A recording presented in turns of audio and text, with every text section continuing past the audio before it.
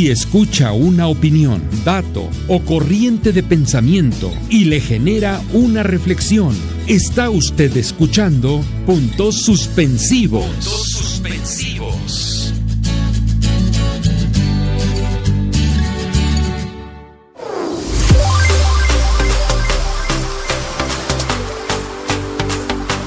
Muy buenas noches, amigos. Soy Roberto González y les doy la más cordial bienvenida a su programa Puntos Suspensivos. El domingo pasado se cumplieron 50 años del asesinato del mítico guerrillero Ernesto Guevara de la Serna, de quien tomo las siguientes palabras. Me siento tan patriota de Latinoamérica, de cualquier país de Latinoamérica, como el que más, y en el momento en que fuera necesario, estaría dispuesto a entregar mi vida por la liberación de cualquiera de los países de Latinoamérica, sin pedirle nada a nadie, sin exigir nada, sin explotar a nadie. No cabe duda que sus palabras resumen su vida y su actuar como un ejemplo claro a seguir. Amigos, los integrantes de este proyecto radiofónico les hemos preparado información diversa, muy interesante y actual. Miguel Arzate nos hablará sobre el Che Guevara. Ani Serena, como lo prometió el programa pasado, retomará el tema del cáncer. Héctor y Miguel Ángel nos presentarán una entrevista a Juan Pablo Tlatempa. Sergio Mendoza, o Checo Men, como le decimos sus amigos, abordará la tesis número 2 de Dussel. Paco Hernández nos ha preparado con ese estilo inconfundible y ha sido el manual del político siniestro.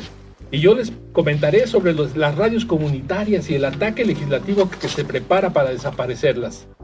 Les recordamos que estamos transmitiendo vía internet en la plataforma de Radio AMLO desde Tlalpan, al sur de la Ciudad de México. Nuestras vías de comunicación para que se pongan en contacto y conviertan esta transmisión en un verdadero diálogo son el celular 55 64 25 374. Se lo repito despacio para que tomen nota y nos llamen. 55 64 25 374. Nuestro correo electrónico es puntosuspensivos.tlalpan@gmail.com. O si prefieren las redes sociales, estamos en Facebook como Puntos Suspensivos. Este es un buen medio para recibir sus comentarios. Recuerden que este esfuerzo radiofónico lo hacemos ustedes y nosotros, y así juntos rompemos el cerco informativo. Sin más preámbulo, iniciamos con Miguel Ángel Aguilar, que nos actualizará sobre los sucesos de Cataluña. Adelante, Miguel. Gracias, Roberto. La semana pasada tuvimos la oportunidad de platicar con el artista plástico David Lara Casillas, catalán que por el momento radica en la Toscana italiana. Nos dio puntos de vista muy importantes respecto a la situación en Cataluña. He seguido en contacto con él y me ha brindado información que me parece muy importante. Con esta información, con la que podemos encontrar en la red y al escuchar radio tanto de Cataluña como de la parte central de España, intentaré actualizar un poco la situación que se está dando con referencia al famoso referéndum del 1 de octubre y la posible independencia de la región de Cataluña. Una de las conclusiones de la semana a la que llegamos la semana pasada fue que lo que se pretendía fuese un referéndum independentista y propositivo terminó siendo una lucha por el derecho a votar. En las imágenes que dieron la vuelta al mundo pudimos ver el excesivo uso de la fuerza que empleó la Guardia Civil Española contra la población catalana. En los días que siguieron al referéndum hubo discursos y fijaron su postura tanto de un lado como del otro, no nada más los distintos actores políticos, sino también líderes de opinión y personas con cierta influencia social. La postura del gobierno central no se ha movido un ápice. Ellos siguen argumentando que el referéndum fue ilegal y que la fuerza empleada no fue tal. Incluso han sostenido que fue la Guardia Civil quien fue víctima de los ataques de la ciudadanía. Por otro lado, tomaron decisiones con miras a evitar el proceso de declaración de independencia prevista por la Generalitat catalana, quienes después de dar los resultados oficiales del referéndum habían dicho, a través de su presidente Carles Puigdemont, que el día de hoy estarían haciéndolo. Lamento decir que la polarización está hoy más que nunca exacerbada. Rajoy fue categórico, vamos a impedir la independencia. Por su parte, el vicesecretario del Partido Popular, Pablo Casado, recordó a Carles Puigdemont el futuro que le espera si declara la independencia y ligó su destino al del expresidente Luis Companys, que entró en prisión por declarar la independencia de Cataluña el 6 de octubre de 1934 y murió fusilado. Después quiso matizarlo, pero el mensaje ya había causado estragos. Por otro lado, han habido manifestaciones ciudadanas de uno y de otro lado. Ayer en Barcelona hubo una concentración importante en contra de la independencia. Los medios del centro dicen que fueron catalanes, los catalanes dicen que se trató de lo que en México llamamos acarreados. Por su parte, la Generalitat sigue con el plan original que fue desestimado por el gobierno central y que aparentemente tiene la intención de hacer la declaración de independencia mañana, martes 10 de octubre. Por su parte, la ciudadanía catalana trabaja en el mismo sentido. La participación ciudadana está organizándose para aportar ideas a través de comités que ya dan por hecho la separación. Muestras de rechazo de la parte conservadora política y ciudadana de España, análisis económicos de un lado y del otro, posturas de artistas como Joan Manuel Serrat, quien señaló falta de organización en el referéndum y fue tachado de fascista. Imágenes de jóvenes en las plazas de Madrid cantando Cara al Sol, el himno ese sí fascista de la extrema derecha. Ataques de odio a gente por querer expresarse. En fin, que las cosas no pintan muy bien y el panorama no es muy claro. Más allá de la postura que podamos tener, creo que es importante observar de cerca el camino que va a seguir esta situación y hacer votos porque pare la radicalización y no se haga más grande la herida que sin lugar a dudas quedará después de todo esto. Nosotros continuaremos poniendo el tema en la mesa y observando cómo acaba este proceso. Pues oye, realmente es un proceso complejo y parece que ninguna de las partes quiere ceder nada. Hoy hubo una manifestación de la gente que quiere la independencia y fue rota con violencia por la ultraderecha. O sea, volvemos otra vez a romper marchas, a romper la voluntad del pueblo a través de la violencia. Y ninguno de los dos quiere ceder. Yo estoy de acuerdo muy con Roberto. Yo espero que prevalezca la cordura. Nadie quiere otra Yugoslavia, te lo aseguro. Sí, no, y lamentablemente la verdad es que el diálogo, el espacio que le queda ya al diálogo, después de tantas fricciones, a mí me parece que es reducido, ¿no? O sea, creo yo que estamos ante algo nunca antes visto. Yo solo deseo, después de todas las imágenes que hemos estado viendo, que no haya más violencia, ¿no? O sea, se está rompiendo a la ciudadanía. Aunque estamos identificando de dónde viene la violencia, claro, las redes sociales claro. nos ayudan a saber que es por parte de España y no de Cataluña donde se da la violencia. No, y lamentable esto, ¿no? Pero la verdad es que sí tuvo oportunidad el gobierno central de evitar todo esto, prefirió darle largas y yo creo que nunca se imaginó que iban a llegar hasta este punto. Sí. Y que en algún momento los intereses catalanes iban a terminar doblegando, cosa que no va a suceder por dignidad, como han demostrado los catalanes, ¿no? Y coherencia. Entonces, tienes toda la razón, Mike. Para eso sirve la política. No es posible que los gobiernos todavía tengan esas técnicas trogloditas de querer dialogar a golpes. Eso no conduce a ninguna parte. Parte. Pues vamos a seguir dándole seguimiento. Ojalá que desde luego esta semana va a arrojar muchas noticias. Y veremos qué pasa mañana en el Parlamento. Bueno, pues yo te invito a que nos dé seguimiento y la próxima semana nos hagas un resumen de cómo se fue esto. Claro. ¿Se declaró o no la independencia o cuáles fueron las posturas? Así es, Roberto, pues cuenta con ello. Pues vamos a cambiar de tema, amigos, y vamos a ver a Héctor Tlatempa, que nos ha preparado un interesante trabajo sobre la verdad de cómo murió el Che Guevara. Adelante, por favor.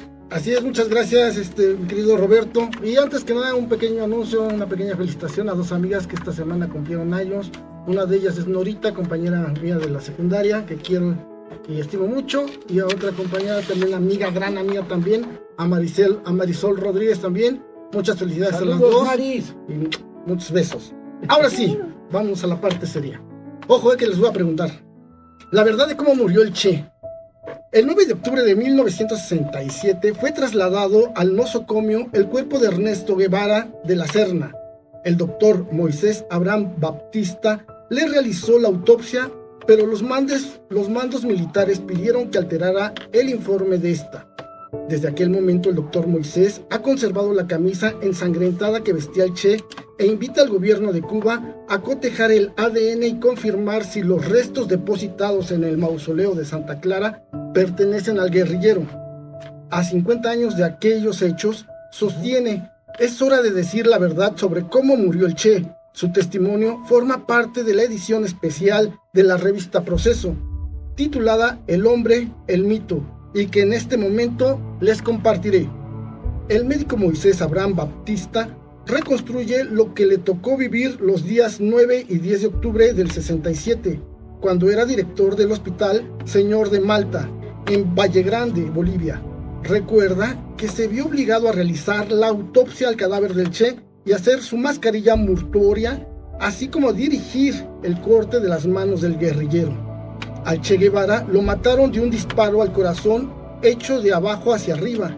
Sin embargo, eso no aparece en el informe oficial de la autopsia realizada al cuerpo del mítico guerrillero, pues ese reporte fue inventado por mí, comenta Moisés Abraham. De hecho, confiesa que por órdenes del alto mando militar de Bolivia, alteró el informe de la autopsia. Me dio la orden de hacer el cambio el general Juan José Torres, quien en el 67 era jefe del Estado Mayor General de las Fuerzas Armadas y después, en 1970, presidente de ese país sudamericano.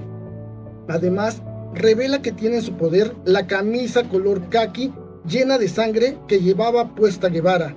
Esa prenda que guarda desde hace 50 años mostraría la manera en que ejecutaron al Che, sostiene.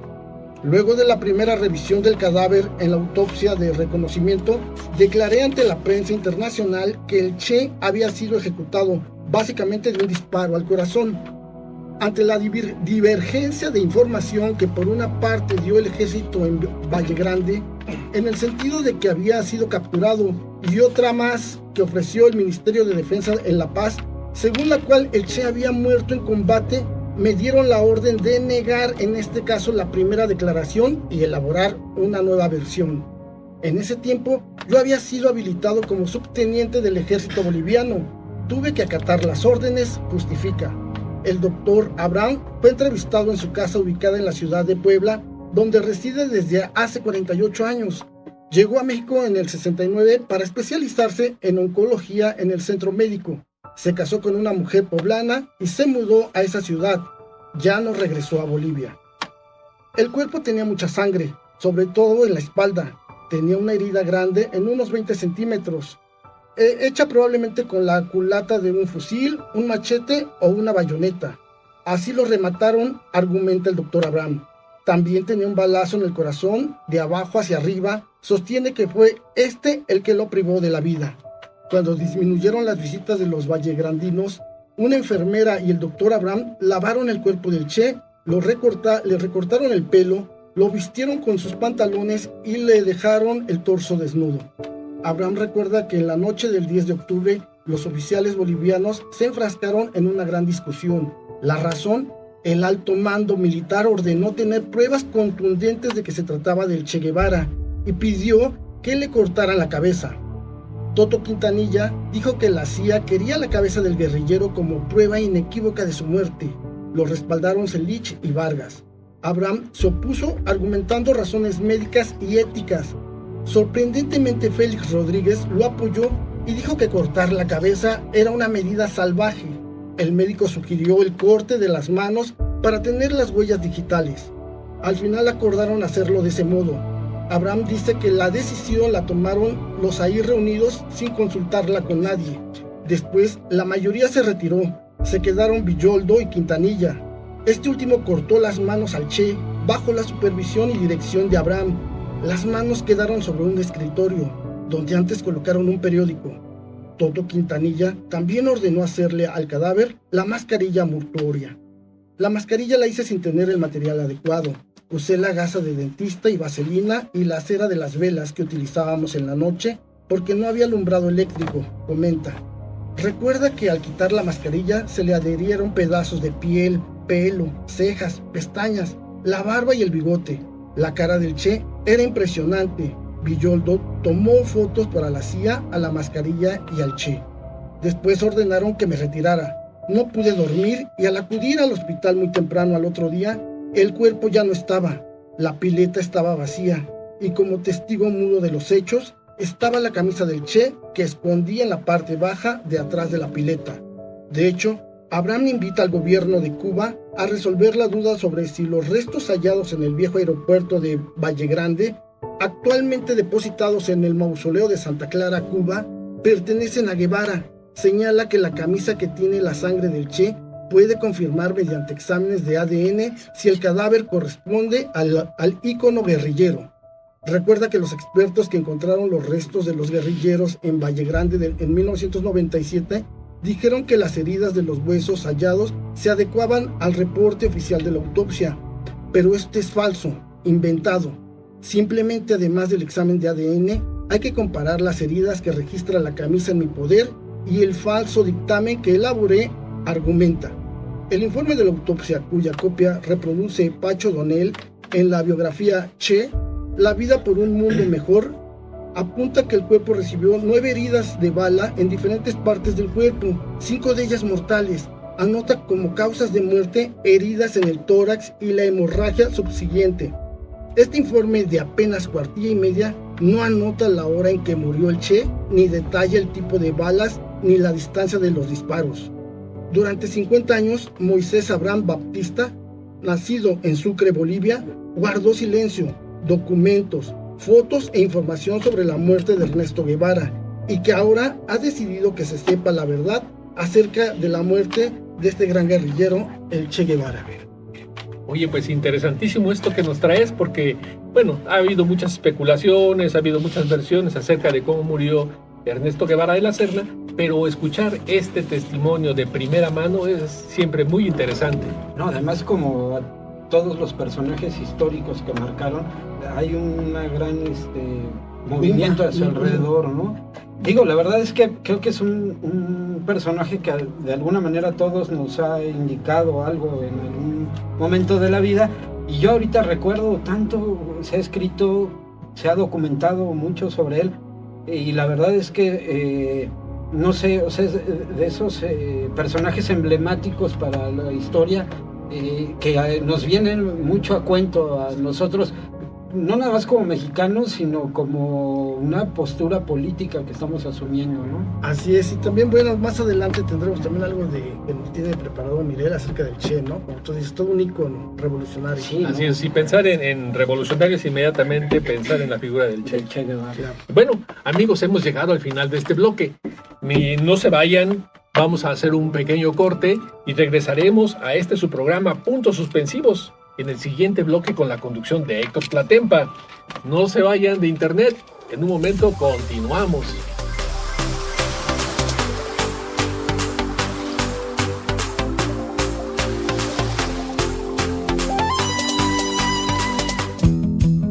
En Tlalpan se reconoce la experiencia y la sabiduría de los adultos mayores. Por ello, apoyamos su integración para darles los incentivos apropiados, fortaleciendo 70 colectivos de personas adultas mayores y ofrecerles la atención que requieren con paseos, convivencias, actividades físicas, cursos de capacitación, talleres, ferias, entre muchas actividades más. Nuestra prioridad es quienes más lo necesitan. En Tlalpan, caminando juntos en tierra firme.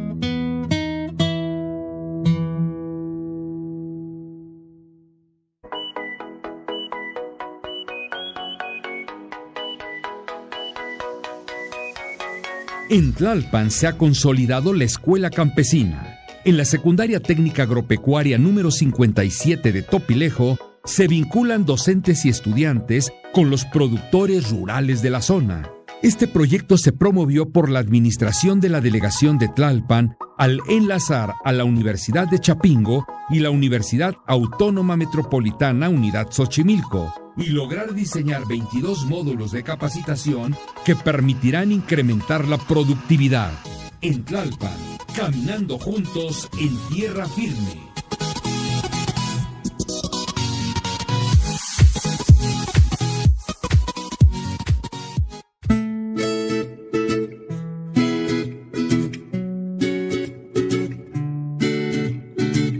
Apoyar a nuestros jóvenes es apoyar el crecimiento de nuestra sociedad. El apoyo integral a nuestra juventud demanda no bajar la guardia, porque en sus manos está el futuro. Por ello, en Tlalpan, en este año, se asesorarán a 2,700 jóvenes en su examen del Comipems. Se apoyarán económicamente a 18,000 jóvenes de nivel secundaria. Se otorgarán 39,400 uniformes a estudiantes de nivel primaria. Se mantendrán 37 escuelas técnico-deportivas en atletismo, boxeo, natación, clavados, patinaje, entre otras más. En Tlalpan, caminando juntos en tierra firme.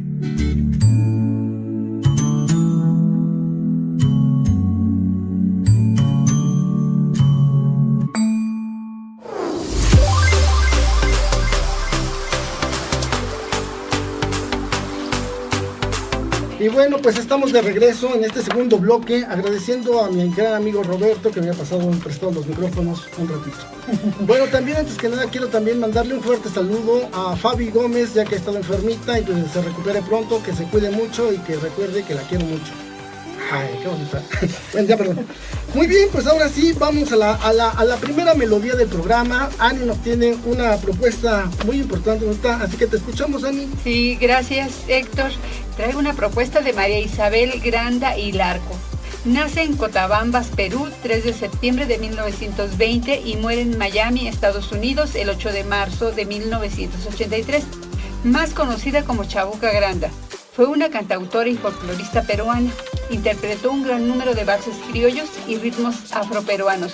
Su tema más conocido en el mundo es La Flor de la Canela. Con ustedes, José Antonio con Chabuca Granda.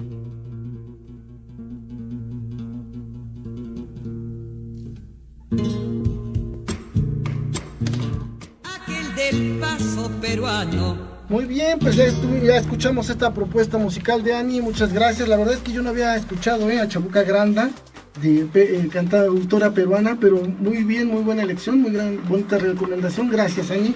Y bueno, antes de irnos con mi primo, vamos a escuchar a mi queridísimo Checo Men.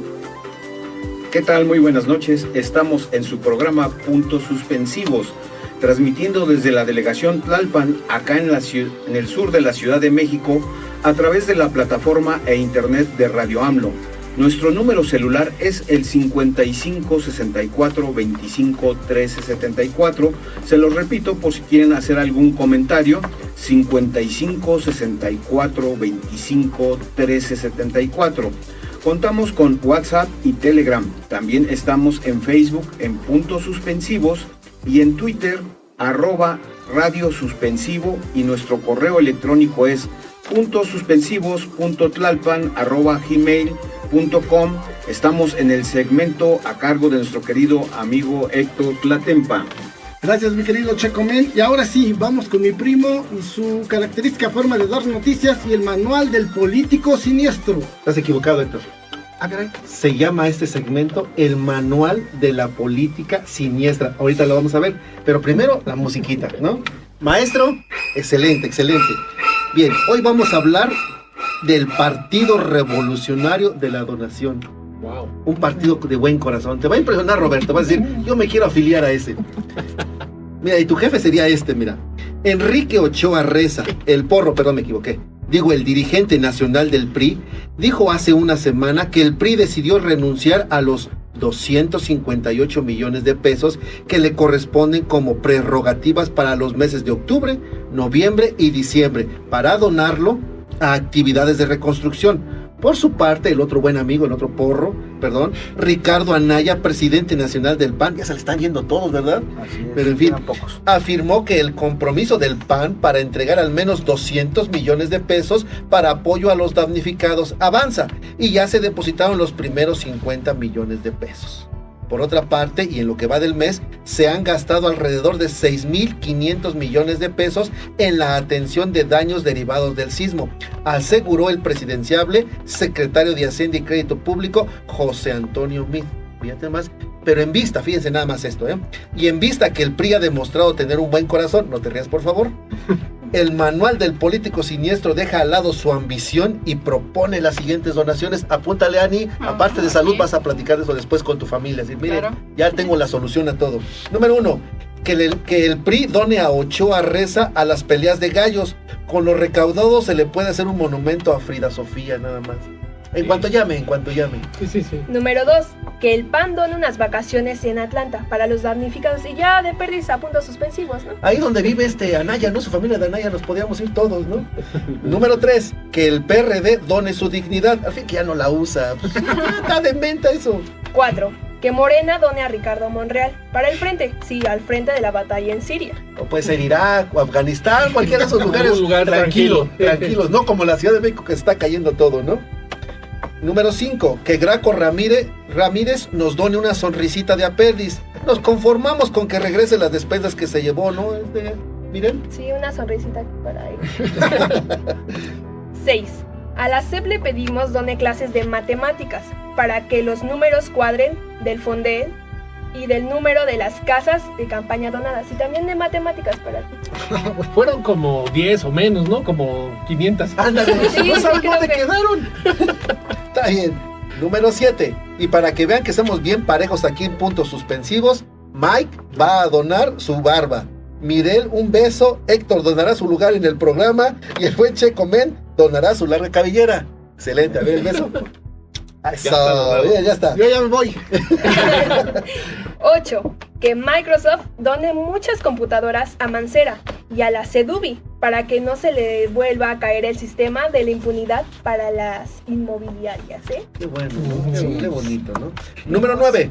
Pedimos que Dios done un poco de lógica y congruencia al gobierno local y federal. ¿Cómo está eso de que va a dar créditos a la gente que perdió todo? Pues no tiene nada, pero bueno, a lo mejor necesitan para sus campañas, ¿no?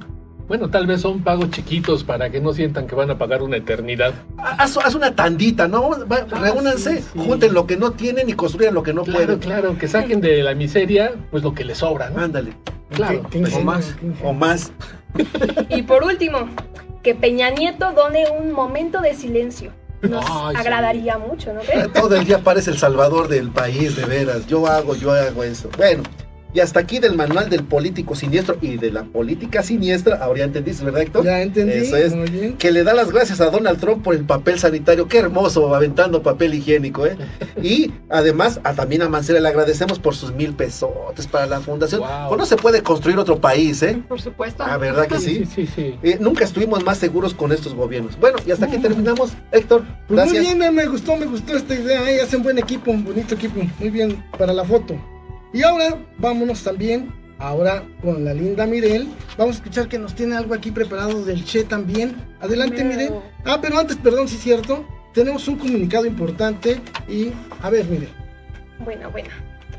Este sábado 7 de octubre se lleva a cabo una reunión informativa en el Comité Ejecutivo Delegacional de Morena Tlalpan, donde se trataron temas de suma importancia para continuar con la práctica política que hasta antes del sismo se estaba llevando. En una primera parte, el representante de la delegación, Gabriel Leiva, dio una aclaración contra cada una de las imputaciones que les están levantando los perredistas y los medios de comunicación a Claudia Sheinbaum. Nos remite a la información que se publica en la página de gobierno de la delegación de Tlalpan. Se habló sobre las estrategias que sigue el gobierno para apoyar a los damnificados, las trampas que estos están cometiendo, así como la entrega de apoyos a los damnificados por parte del gobierno de la Ciudad de México. De la agenda de la SEP y el gobierno de la Ciudad de México en la dictaminación y la puesta en funciones de las escuelas de educación básica, educación media superior y superior. Las posibilidades de voto de los partidos y alianzas que van a entrar en el juego en 2018 y las situaciones críticas que se presentan para Morena, ya que se corre el riesgo de ser sobrepasado, la renuncia de Margarita Zavala del PAN y la posición de este partido en el Frente Ciudadano. Alfonso Ramírez Cuellar puso de relieve el manejo de presupuestos para los partidos, las peticiones de quitar esto por parte de la sociedad y darlos a los damnificados de los sismos. Finalmente, hablaron sobre la importancia de los comités y las estrategias para retomar las actividades de estos en la entrega de documentos, los representantes de casilla, entre otras más. Muy bien, Miguel, pues muchas gracias. Ahí está el comunicado para que todos se enteren de lo que está sucediendo, la verdad, lo que está pasando. Y ahora sí, vámonos con Miguel y su reflexión acerca del Che. El Che Guevara fue un médico, político, militar, escritor, periodista, argentino-cubano, uno de los ideólogos y comandantes de la Revolución Cubana. Desempeñó varios altos rangos de su administración y de su gobierno, sobre todo en el área económica. Fue presidente del Banco Nacional de Reforma Agraria y ministro de la Industria. En el área diplomática actuó como responsable de varias misiones internacionales. Y les dejo este poema. No creo que seamos parientes muy cercanos, pero si usted es capaz de temblar de indignación cada vez que comete una injusticia en el mundo, somos compañeros. ¿Qué es más importante? Ernesto Che Guevara. Pues ahí está, no ser indiferentes, la invitación del Che para no ser indiferentes, ¿no? Y preocuparnos cada vez que haya una injusticia.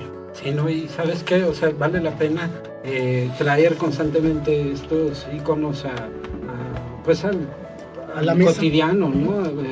Hacer ver, realmente dejó una huella profunda, difícilmente habrá quien vuelva a pisar con esa fuerza, ¿no? Así es, pues muchas gracias, Miguel, como siempre. Nos traes algo sorprendente que nos ayuda a reflexionar. Y ahora, hablando de reflexión, vamos también a una reflexión también más que nada filosófica. Vamos con esta segunda parte, la segunda tesis de Enrique Dussel con mi querido Checo Men. Así es, la tesis 2, el poder político de la comunidad como potencia. La voluntad de vivir. El ser humano es un ser viviente. Todos los seres vivientes, animales, son gregarios. El ser humano es originalmente comunitario, en cuanto a comunidades siempre acosadas en su vulnerabilidad por la muerte, por la extinción. Deben continuamente tener una ancestral tendencia, instinto de querer permanecer en esta vida. Este querer vivir de los seres humanos en comunidad se denomina voluntad. La voluntad de vida es la tendencia originaria de todos los seres humanos. En la modernidad eurocéntrica, desde la invasión y la posterior conquista de América en 1492, el pensamiento político ha definido por lo general el poder como dominación, ya presente en diferencias conceptuales importantes. Por el contrario, los movimientos sociales actuales necesitan tener desde el comienzo una noción positiva del poder político, sabiendo que frecuentemente se corrompe, se desnaturaliza como dominación. La voluntad de vivir es la esencia positiva del contenido como fuerza, como potencia, que puede mover, arrastrar e impulsar. En su fundamento, la voluntad nos empuja a evitar la muerte, a postergarla, a permanecer en la vida humana. Para ello, el viviente debe empuñar o inventar medios de sobrevivencia para satisfacer sus necesidades que son negatividades. El hambre es falta de alimento, la sed falta de bebida, el frío falta de calor, la ignorancia falta de saber cultural, que deben ser negadas por satisfactores. El alimento niega el hambre, negación de la previa negación o afirmación de la vida humana. Poder empuñar, usar, cumplir los medios para sobrevivencia es ya el poder. El que no puede, le falta la capacidad o la facultad de poder reproducir o aumentar su vida por el cumplimiento de sus mediaciones. Un esclavo no tiene poder, en el sentido de que no puede desde su propia voluntad, porque no es libre o autónomo, efectuar acciones o funciones institucionales en nombre propio o para su propio bien. En este sentido, en cuanto al contenido y la motivación del poder, la voluntad de vida de los miembros de la comunidad o del pueblo es ya la determinación material fundamental de la definición del poder político. Es decir, la política es una actividad que organiza y promueve la producción, reproducción y aumento de la vida de sus miembros, y en cuanto tal podría denominarse voluntad general en un sentido más radical y preciso. ¿Cómo ves? Wow, mira, por lo que veo todavía te falta, va a haber una segunda parte, ¿no? Así De esta segunda tesis. Y bueno, por ahí algunos puntos que se me hicieron importantes, nada, los toco rápido para que en un ratito los debatamos. El ser humano comunitario, la voluntad de vida, y esto de invitar a los movimientos sociales a esta noción positiva de poder político, muy interesante. Vamos a ver cómo lo culmina, y en la siguiente parte de la segunda parte vemos, ¿no? Claro que sí. Pues muchas gracias, mi querido Checomen. Y bueno, yo con esto me despido, termino este bloque agradeciendo a todos su atención. Y vamos a un corte y regresamos. Los voy a dejar en las manos de mi querido Miguel Aguilar.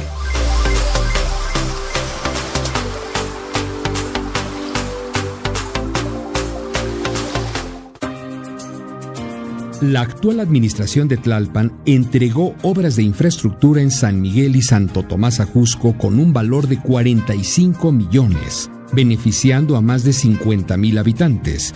Con un total de 150 millones, se entregaron obras de infraestructura para los 9 pueblos originarios de la parte alta de la delegación de Tlalpan, realizándose mejoras en escuelas, construcción urbana y obras de mantenimiento en la red de agua potable, destacándose la escuela Leyes de Reforma del 57, al inaugurarse las nuevas aulas para el mejoramiento de las condiciones de estudio de los 900 alumnos, además del mantenimiento de baños y pasillos.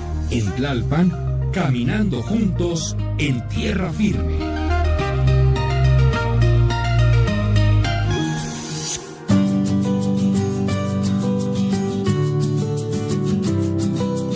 El objetivo, erradicar la violencia de género en la delegación de Tlalpan. ¿Cómo? Formar un equipo de calidad de 110 defensoras de los derechos de la mujer para brindar la capacitación de calidad a 3,000 mujeres en materia de prevención de violencia de género.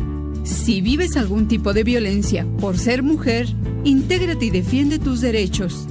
En Tlalpan, caminando juntos en tierra firme.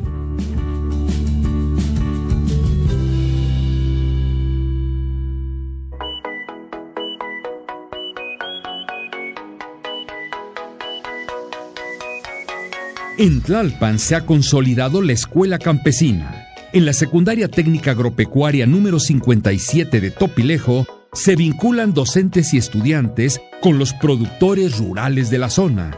Este proyecto se promovió por la administración de la delegación de Tlalpan al enlazar a la Universidad de Chapingo y la Universidad Autónoma Metropolitana Unidad Xochimilco, y lograr diseñar 22 módulos de capacitación que permitirán incrementar la productividad. En Tlalpan, caminando juntos en tierra firme.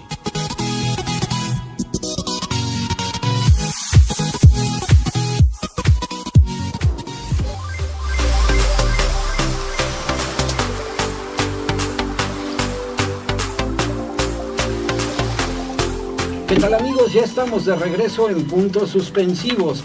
Les recordamos que estamos transmitiendo a través de la plataforma de Radio AMLO en Internet desde Tlalpan al sur de la Ciudad de México. Les doy nuestro teléfono para que se pongan en contacto con nosotros y hagamos juntos un verdadero diálogo. Este celular es el 55 64 25 13 74.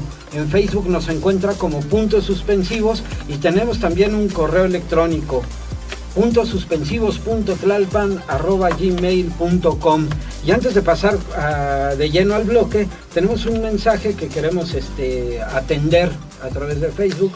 Claro que sí. Bueno, una amiga, Lorena Vázquez Sánchez, escribe: hola, como siempre y cada lunes escuchándolos, muy buen trabajo. Como sugerencia me gustaría que hablaran problemáticas no nada más de Tlalpan. Yo vivo en el Molino Tezonco y me gustaría que hicieran una investigación sobre la falla geológica que presenta la zona. Estamos siendo una zona abandonada en el tema y la ayuda tanto delegacional como federal es nula. Es por eso que me gustaría que nos dieran apertura y que todos sepan que existimos. Soy su fan, saludos. Saludos, Lorena, y desde luego que vamos a atender a tu llamado y en una de esas hasta te invitamos a que nos acompañes. Pero bueno, vamos a atender los llamados de todos, seguimos esperando sus comentarios y bueno, pues vamos a pasar ahora de lleno a la información con Paco Hernández y las noticias más comentadas. Solo las más comentadas. De Paco. De Paco, según Paco. Tenías que desquitarte, ¿verdad? Primo, te quiero. Seriedad. Número 1. Leonardo Curcio deja el noticiario Enfoque Noticias. El pasado miércoles, el analista político y periodista Leonardo Curcio se despidió de su noticiero radiofónico Enfoque Noticias, después de 18 años de transmisión. El motivo, según el comunicador, fue que se negó a quitar La Tertulia, una mesa de análisis que realizaba cada jueves junto a Ricardo Rafael del CIDE y junto a María Amparo Casar, de Mexicanos contra la Corrupción y la Impunidad, ya que aceptarlo hubiera significado despedir a sus 2 colaboradores. Explicó que el dueño de la estación, Edilberto Huesca, le pidió de manera cordial la cabeza de sus 2 colaboradores, a lo que amablemente rechazó. ¿Cómo ves, Mike? Muy tremendo, ¿no? ¿Y dónde queda la libertad de expresión? Y digo, ¿sabes qué? O sea, realmente ahora hay toda una campaña, ¿no? Que está haciendo gente del PRI diciendo que si ofendes al presidente, tanque, ¿no? Lo que sea, o sea, digo, la libertad de expresión está perdiendo su lugar, ¿no? Que debe ser preponderante. Por ahí dicen que la libertad de los medios tiene como límite la voluntad de los dueños de los medios. Eso. ¿Y qué tal cuando el presidente ofende al pueblo? Ahí no hay cárcel. Pues sí, Exacto. Debería, Bueno, muy bien. Número 2. Hasta ahora son 369 víctimas por el sismo en México. Con el rescate de los últimos cuerpos del edificio de Álvaro Obregón 286, la Ciudad de México es la entidad con mayor número de víctimas, con 228, mientras que en Morelos se registraron 74, en Puebla 45, en el Estado de México 15, en Guerrero 6 y en Oaxaca 1.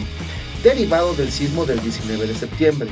Entre los muertos se confirmaron 5 taiwaneses, una persona de nacionalidad panameña, un español, un argentino y otra más surcoreana. Muy bien. En un ratito más tendremos a un voluntario que nos va a platicar su experiencia, ¿no? Así es. Sí. No quiero dejar pasar lo vergonzoso de los contratos de confidencialidad que hicieron las autoridades con los familiares de las víctimas. Les impidieron totalmente comunicarse con los medios, decir cualquier cosa, en las reuniones les quitaban el celular para que no fueran a grabar. En fin, es tema de que tratemos en otro programa. Eso fue en Álvaro Obregón, ¿no? Así es, pero algo similar estaba pasando también en Tlalpan. No igual, no tan drástico, pero allá sí en Álvaro Obregón. Otro punto a rescatar es el enfoque de los medios o ciertos medios de comunicación sobre ciertas zonas. Nuestra amiga que nos se comunica con nosotros, es cierto, uno que transita por Iztapalapa, hay un montón de calles cerradas, pero tal vez como no es una gran noticia, en realidad muchos de nosotros no estábamos informados al respecto, ¿no? Así es, sí. No, incluso en Coyoacán sucede, o sea, si tú caminas por ciertas calles vas encontrando daños que de no haber estado ahí no te enteras, ¿no? Así es, muy bien. Bueno, y número 3, Margarita Zavala deja a el PAN. Después de militar 33 años en el PAN y en medio de una de las peores crisis internas de Acción Nacional, Margarita Zavala, ex primera dama, deja el partido mediante una carta de renuncia que envió al presidente del partido, Ricardo Anaya, y con quien mantiene diferencias muy marcadas. En los próximos días se inscribirá ante el INE como candidata independiente a la presidencia de México. Diputados panistas estiman que entre un 10 y un 13% de votos dentro del PAN será el costo de su salida. ¿Cómo ves? Dicen que es el plan B del gobierno priista, Roberto, ¿cómo ves? A mí me queda claro que Margarita no va por el PAN. Yo creo que fue por las caguamas. Pero para alguien, ¿no? Sí, ¿quién sabe para quién? Ha llegado. ¿Quién sabe para quién? Así es. Bueno, Mike, y hasta aquí las noticias más comentadas de la semana. Muy bien, Paco, tenemos que estar al pendiente porque la verdad es que esto que está sucediendo en el PAN nos retrata claramente la ruptura que está habiendo en el partido. Digo, por si a alguien le interesa, ¿no? Porque hasta eso ya se ha perdido el interés por este partido. Y otros también, pero bueno, vamos a estar al pendiente. Yo creo que la crisis apenas empieza. Sí, apenas está siendo evidente, ¿verdad? Exactamente. No, y la verdad es que también habría que hablar de la crisis del PRD, por ejemplo, ¿no? Que también como dicen, Dios los hace y ellos se juntan. Oye, y una pregunta, ¿también va a renunciar su marido al PAN? Pues parece que aún no. Se quedó ahí. Ningún panista ha renunciado, importante hasta el momento. Aún los senadores que tienen una confrontación con Anaya tampoco han renunciado. Y si renunciara, ¿también renunciaría a su pensión? No, te estás burlando de nosotros. Por favor. Por cierto que la tiene en donación, ¿eh? Él la recibe y la dona inmediatamente. Ajá.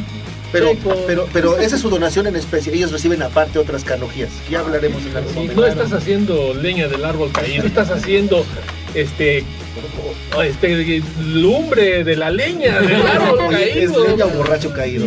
Sí, carbón ya de esa leña. Okay. No, bueno, pues estar pendiente de todos estos movimientos que se están dando de cara al 2018, ¿no? Donde, pues como siempre hemos dicho, la ciudadanía tendrá un papel más que importante. Y bueno, pues ahora vamos a pasar a una reflexión de un tema que, debo decirles, causó cierta controversia entre nosotros.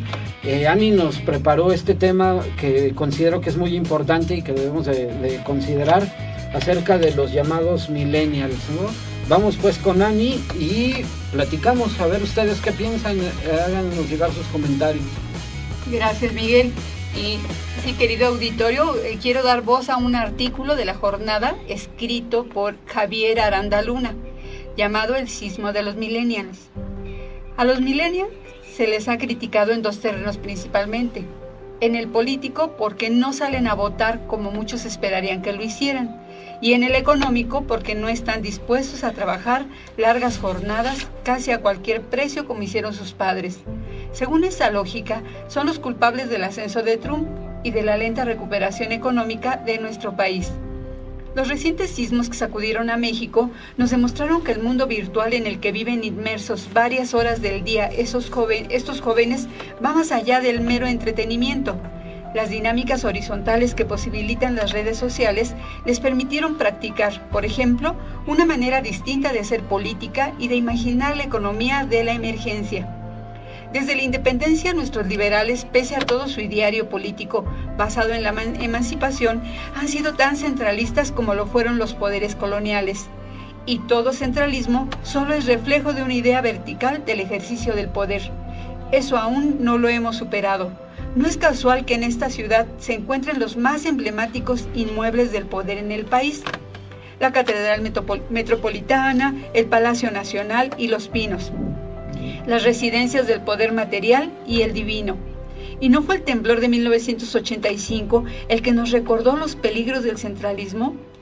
Cuando el edificio matriz de Teléfonos de México se colapsó en esta ciudad, no solo quedó incomunicado el centro del país, sino los estados del norte entre ellos mismos.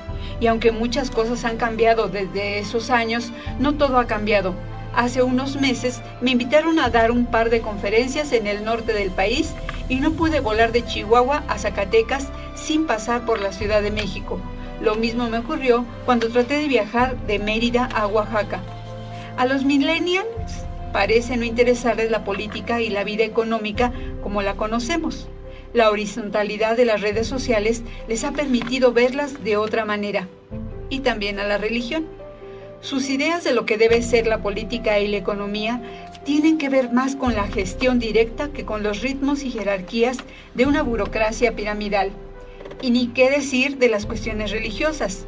Un número considerable de millennials católicos son muy distintos a sus antecesores de hace medio siglo. Están en favor de los matrimonios gays, consumen sin mayor remordimiento la píldora del día siguiente y abominan las corridas de toros. Hacen política con 140 caracteres más que con larguísimos discursos y transitan con mayor rapidez y constancia por los corredores digitales que por las calles de cualquier ciudad. Son hijos de la aldea global. Dudo que alguna marcha, plantón o lobby legislativo haya sido más eficaz para obligar a los partidos políticos a renunciar a los recursos públicos para destinarlos a los damnificados por los sismos, que las manifestaciones digitales de los llamados millennials. Dudo que existiera mejor estrategia contra políticos que intentaron medrar con la ayuda a damnificados que los reclamos publicados en las redes sociales hace unos días. Si al iniciar el siglo los grandes medios tradicionales de información desdeñaban a las redes sociales, hoy, en buena parte se alimentan de ellas. Es cierto que por las redes con frecuencia corren falsedades, pero por su estructura horizontal, el flujo de la información también se corrige con la misma rapidez. ¿Y no es cierto que la posverdad también se ha incubado notoriamente en los medios tradicionales? La rumorología anónima incluso tiene nombre. Se le llama trascendido o información bajo reserva. En medio de la tragedia, los recientes temblores nos mostraron una juventud imaginada por muchos apática y devorada por la tecnología del mundo virtual, que se apoderó de la ciudad de manera inmediata. En cuestión de minutos, la avalancha de jóvenes dispuestos a ayudar rompió el mito sobre una juventud ensimismada, egoísta y poco solidaria. Los millennials pasaron de su discurso de 140 caracteres a la acción en cuestión de minutos. Fueron el mejor equipo de reporteros porque estaban en todas partes, transmitiendo en vivo o dando cuenta de la tragedia. Fueron el mejor termómetro para medir la salud de una ciudad rota. Sin intermediario institucional, algunos los jóvenes se organizaron con bastante eficacia a través de las redes sociales, públicas o no, con los numerosos grupos de WhatsApp que se formaron a consecuencia del sismo. El contundente rechazo a las viejas formas políticas para administrar la ayuda a los damnificados fue una muestra clara de cómo los millennials entienden la política como gestión directa para objetivos muy concretos. Más que ayudar en general, pedían herramienta de corte en algunas zonas, en otras víveres, en otras más comida para mascotas. Y en el terreno económico no han faltado ideas innovadoras sin ánimo de lucro, contratos ni prebendas, como el de 4 estudiantes regiomontanas quienes diseñaron un albergue temporal de madera impermeable que recolecta agua de lluvia y que cuenta con mesabancos y camas. Subieron los planos al internet para que cualquiera pudiera bajarlos y aseguran que es posible construirlo en 2 horas. Contra el centralismo y la burocracia, los millennials propusieron con hechos la horizontalidad como punto de partida para una sociedad más compleja. Una democracia por objetivos, sin parloteo, con discursos de 140 caracteres. Stieg Larsson y el hacker Julian Assange nos hicieron ver hace unos años que no vivimos un cambio de generación, sino de época, por las nuevas tecnologías, donde las viejas formas no son el mejor camino para moverse por el mundo. Los millennials han hecho del no su mejor política, no al centralismo autoritario en la vida pública, no al mito de la producción infinita como herramienta del progreso, no al maltrato contra los animales, sean en rodeos, circos o sacrificados, mientras comen como ocurre en los ranchos de leones, no a los feminicidios, no a la discriminación por las preferencias sexuales. Es un fragmento que salió en La Jornada el 27 de septiembre del 2017. Mira, Ani, yo no sé si eran millennials o no eran millennials. Yo vi un montón de gente, a nadie le vi una etiqueta que dijera soy millennial o no, pero me queda claro, y eso sí lo vi claro, que mucha gente, en especial jóvenes, salieron a ayudar, como en el 85. Sí. Y otra vez se demuestra, perdón Roberto, se demuestra que los ciudadanos son mejores que sus políticos. Eso queda súper claro y tienes razón, la discusión que teníamos, amigos, en mesas de redacción era esa. Poner una etiqueta a una generación nunca va a ser muy recomendable. Las generalidades también tienden a ser equivocadas. Así que bueno, este artículo está muy interesante porque nos habla de los jóvenes, y su participación, y trata de invitarnos a reflexionar sobre esa imagen que tenemos de los jóvenes y que a veces está distorsionada. Sí, yo lo que diría también, justamente era una discusión, yo hablaba de que más que etiquetar, pues se trata de definir porque tienen algunas actitudes, gustos similares y características similares. Pero más allá de todo eso, yo lo que sí quisiera, porque definitivamente es una de esas características que comparten y que a veces lo que dice el artículo, ¿no? Parece una apatía de estos jóvenes. Yo espero que hayan descubierto estos jóvenes que no están solos pues en el orden, ¿no? Que somos una comunidad muy grande y que además nos necesitamos todos, ¿no?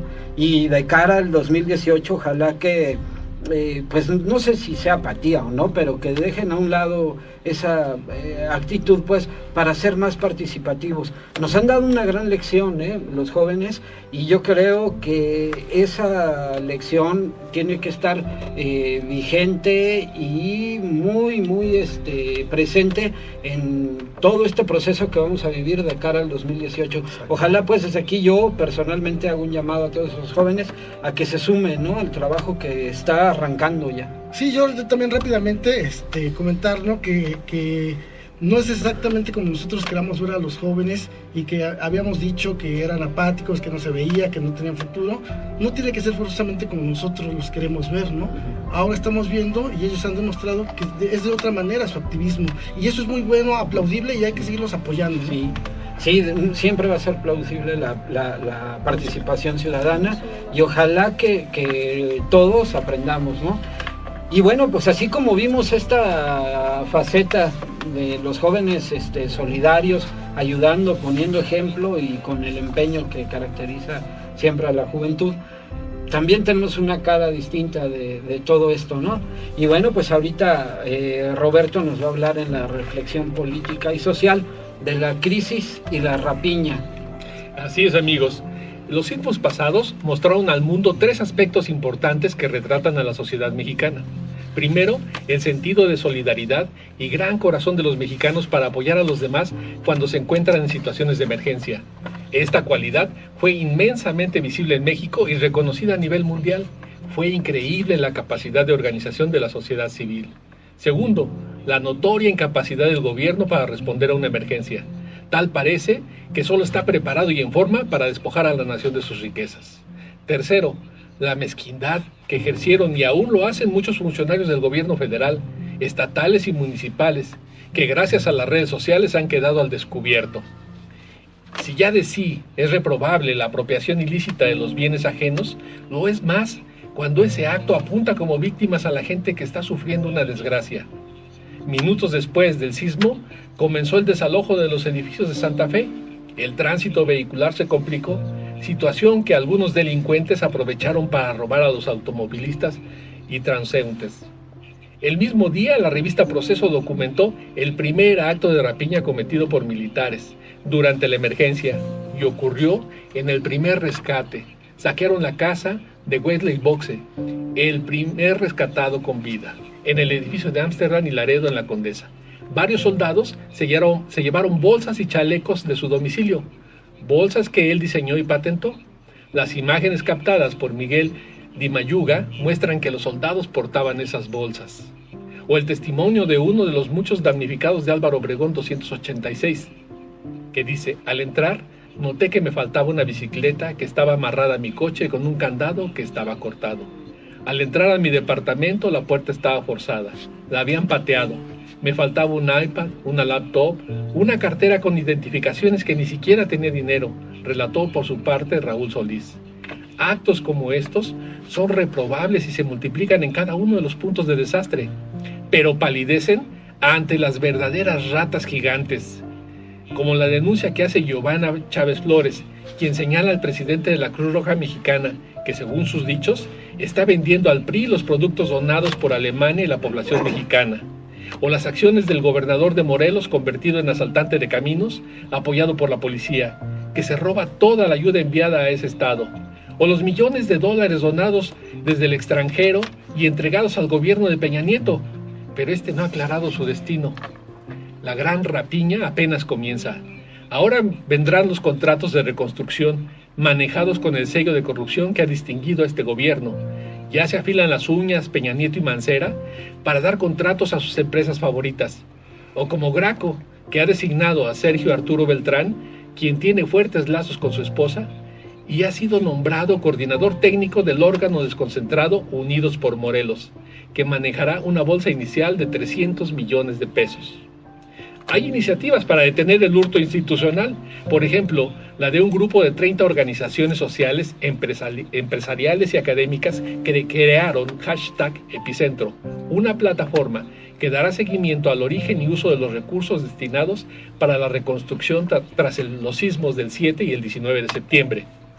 También se busca justicia para los afectados, para que reciban la reparación del daño por parte de funcionarios o empresas que hayan incurrido en delitos.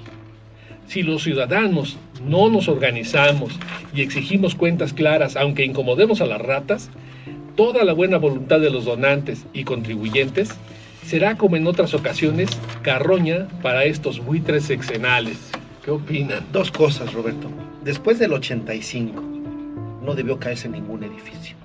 Así es. No debió. Obviamente sale nuevamente la corrupción y saldrán más cosas. Y segundo, después del 85 deberíamos de ser líderes a nivel mundial de protección civil. No se te puede caer una casa y luego otra vez la casa y no estar preparado. Ni corruptos y bien preparados. Y aquí aprovecho para mandarle una propuesta a la delegación Tlalpan y a todas las delegaciones, si alguien nos está escuchando, de que vayan preparando así algo parecido como la Guardia Civil norteamericana, sin armas, por supuesto, sino equipos de protección civil, claro, por cada colonia, por cada sección, para que estemos preparados en lo futuro. Si no, entonces no aprendimos nada, seguimos siendo tan corruptos o más o menos corruptos e igual no estamos preparados, ¿no? Algo que yo sí quiero destacar, sin contradecir lo que dices, claro. Paco, digo, la verdad es que fue un sismo muy fuerte, ¿no? O sea, la verdad es que también no podemos olvidar que nuestra ciudad se encuentra en una zona lacustre de origen y que a veces también las cosas suceden aún tomando las providencias, ¿no? O sea, yo sí dejo un recoveco ahí para los especialistas y que ellos vayan definiendo justamente esto que tú dices, en qué casos hubo corrupción, en qué casos hubo trampa, en qué casos hubo descuido y en cuáles casos pues se cumplió con la normatividad y de todos modos sucedieron tragedias, ¿no? Yo creo que podemos resumir estas dos posturas. Por un lado, es innegable que ese binomio de funcionarios corruptos y constructores se dio y se vio. Y por otro lado, también creo que tienes la razón en cuanto que un sismo de esta magnitud dejó, desafortunadamente son víctimas y son seres humanos, pero dejó muchos menos víctimas que en el 85. Sí. O sea, sí hubo muchos daños, pero también hubo algunas mejoras, pero eso no nos exenta, no nos exime de que nosotros podamos mejorar, como decía Paco, organizándonos claro. más, o siendo más estrictos en la revisión de las leyes. Y seguramente, nuevamente, el reglamento va a incrementar su normatividad, todo con el fin de estar mejor preparados. Pero la verdad también algo que se nos escapa a veces, Roberto, y que yo creo que es donde también tenemos que poner el dedo, pues, es en los daños que no han sido tan evidentes, ¿no? Y que hay mucha gente que no puede volver a sus casas y el edificio está aparentemente entero, pero dañado. O sea, sí hace falta un recuento total de daños, ¿no? Ayer, por ejemplo, tuve oportunidad de ir al bosque de Tlalpan, de Tláhuac, y toda esa zona era un laberinto. Así es. No podía yo llegar a Avenida Tláhuac por ningún lugar. Todo estaba cerrado porque todas las calles estaban afectadas y había muchos campamentos, y esto no lo hablamos en los medios normales. Si no lo hacemos aquí en Puntos Suspensivos, no veo dónde. Vamos a poner el dedo en el renglón. Y yo también nada más resaltar un poquito lo que ya estamos mencionando, nada más quererle dar el cierre, es esto que estamos diciendo, ¿no? Acerca de los millennials o Nani, esta reflexión, y decir, bueno, por ejemplo, el hashtag que menciona de Epicentro, esa es una opción que a lo mejor a nosotros no se nos hubiese ocurrido, ¿no? Entonces, los jóvenes están haciendo eso. Por ejemplo, me sorprende mucho, antes, en mis tiempos, la Cruz Roja era lo máximo. ¿No? Todo el mundo, pues, poníamos hasta lo que no teníamos, ¿no? Ahorita ya nos damos cuenta que ya no. Entonces nos estamos quedando sin instituciones, nos estamos cada vez alejándonos más porque ya no queremos, pero hay otras opciones, como esta opción que nos da Roberto, y hay más. Eso es lo que necesitamos. Ya estamos cansados de una manera, bueno, buscar otra. Claro. Sí, pues vamos a poner atención y el dedo en el renglón. Bueno, pues después de este tema tan escabroso, pues vamos a pasar. Bueno, no es tan escabroso, pero sí con una mala noticia, pues, que recibimos hace una semana, y Paco nos ha preparado algo especial con el vocalista de los Traveling Wilburys. Uno de sus tantos grupos. Bueno, el pasado 2 de octubre, y el 2 de octubre no se olvida, y ahora menos, falleció nada más y nada menos que Tom Petty, a los 66 años. Ya todo el mundo ha oído hablar de él. Y para conmemorarlo y para recordarlo, si les parece bien, vamos a dejar esta melodía. Free Falling. Adelante.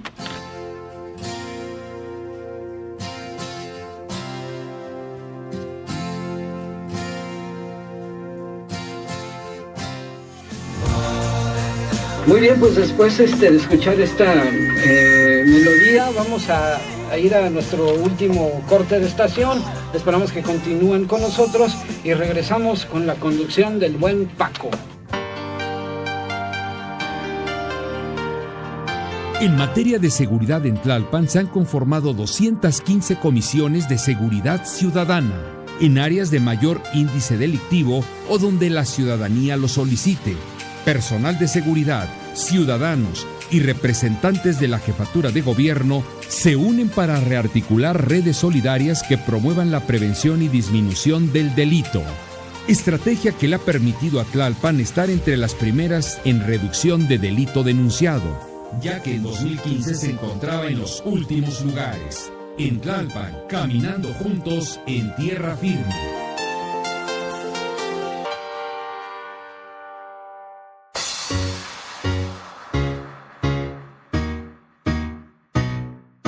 En la actual administración delegacional de la doctora Claudia Sheinbaum, se entregaron en Santo Tomás Ajusco y Magdalena Petlacalco nuevas subdelegaciones, en las cuales se brindarán a la población servicios de atención médica y administrativos. Además, se efectuó la remodelación de la subdelegación de San Pedro Mártir. Nuestra prioridad es quienes más lo necesitan.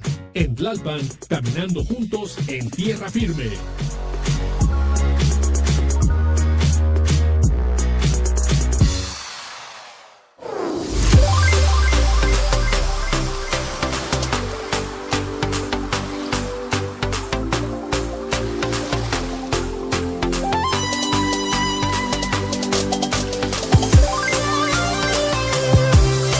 ¿Qué tal? Ya estamos de regreso a su cuarto bloque y dijera el Checo Ben, el más gustado, ¿verdad, Checo? Así es. Y antes de pasar con Ani, que nos trae un tema muy importante, dos anuncios. El primero son unos saludos a las enfermeras Lady Diana, Verónica Correa, así también a Maru Melchor, que nos está viendo en este momento por Facebook, y un abrazote a Tania Lisbeth por su cumpleaños y un besote, ¿vale? Y por otra parte, la semana pasada, compañeros, les comento que estuve con Carlos Ulloa.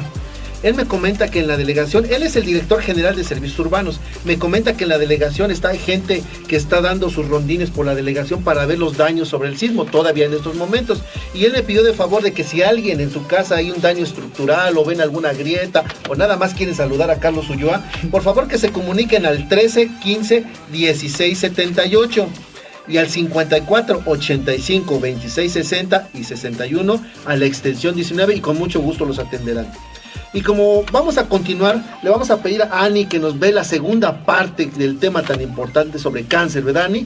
Claro que Adelante, sí. Ani. Bueno, recordarles, amigos, que la semana anterior pues vimos que era el cáncer, cómo se originaba, y hoy les voy a dar cuáles son los principales causantes de cáncer. Los cambios genéticos que contribuyen al cáncer tienden a afectar tres tipos principales de genes, llamados protooncogenes, genes supresores de tumores y genes reparadores del ADN. Estos cambios se llaman a veces causantes de cáncer. Los protooncogenes se dedican al crecimiento y división celular normal. Sin embargo, cuando estos genes se alteran en ciertas maneras o son más activos de lo normal, ellos pueden convertirse en genes causantes de cáncer, al permitir a las células que crezcan y sobrevivan cuando no deberían. Los genes supresores de tumores se dedican también a controlar el crecimiento y la división celular. Las células con algunas alteraciones en los genes supresores de tumores pueden dividirse en una forma sin control. Y los genes reparadores del ADN se dedican a arreglar un ADN dañado. Las células con mutaciones en estos genes tienden a formar mutaciones adicionales en otros genes. Juntas, estas mutaciones pueden causar que las células se hagan cancerosas. Conforme los científicos han aprendido más acerca de los cambios moleculares que resultan en cáncer, ciertas mutaciones se han encontrado juntas en muchos tipos de cáncer. A causa de esto, los cánceres se caracterizan a veces según los tipos de alteraciones genéticas que creen que cree son causantes, no solo por el sitio del cuerpo en donde se forman y por la forma como se ven las células cancerosas al microscopio. ¿Qué pasa cuando el cáncer se disemina? Un cáncer que se ha diseminado desde el lugar en donde empezó primero a otras partes del cuerpo se llama cáncer metastásico. El proceso por el cual las células del cáncer se diseminan a otras partes del cuerpo se llama metástasis. El cáncer metastásico tiene el mismo nombre y el mismo tipo de células cancerosas que el cáncer original o primario.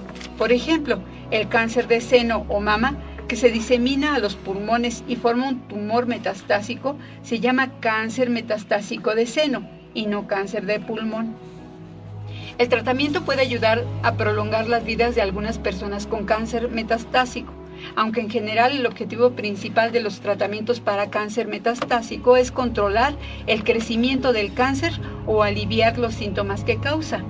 Los tumores metastásicos pueden causar un grave daño al funcionamiento del cuerpo y la mayoría de la gente que muere por cáncer muere por enfermedad metastásica.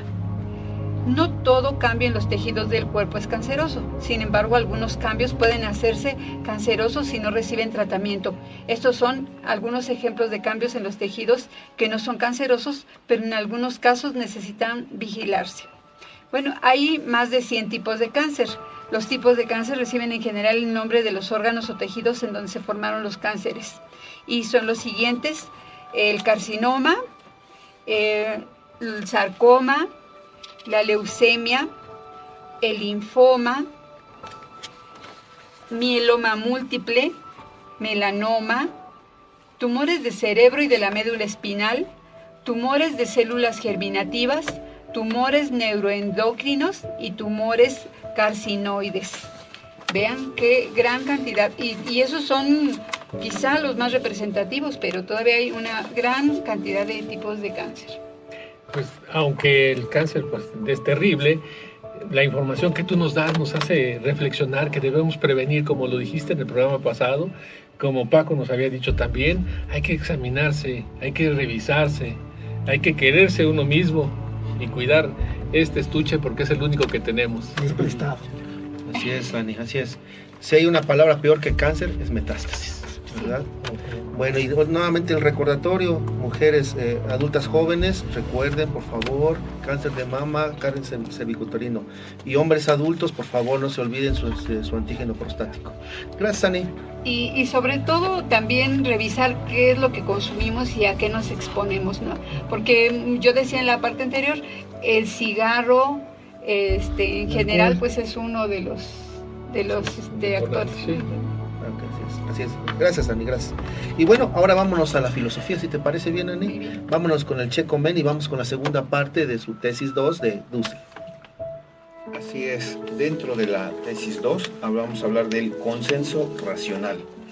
Las voluntades de los miembros de la comunidad podrían dispararse cada uno en la consecución de sus intereses privados, múltiples, contrapuestos, y de esta manera la potencia o la fuerza de la voluntad de uno anularía la del otro y daría como resultado la impotencia.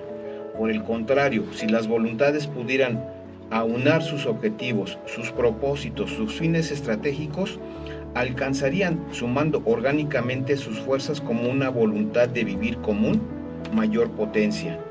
La posibilidad de aunar la fuerza ciega de la voluntad es la función propia de la razón práctico-discursiva.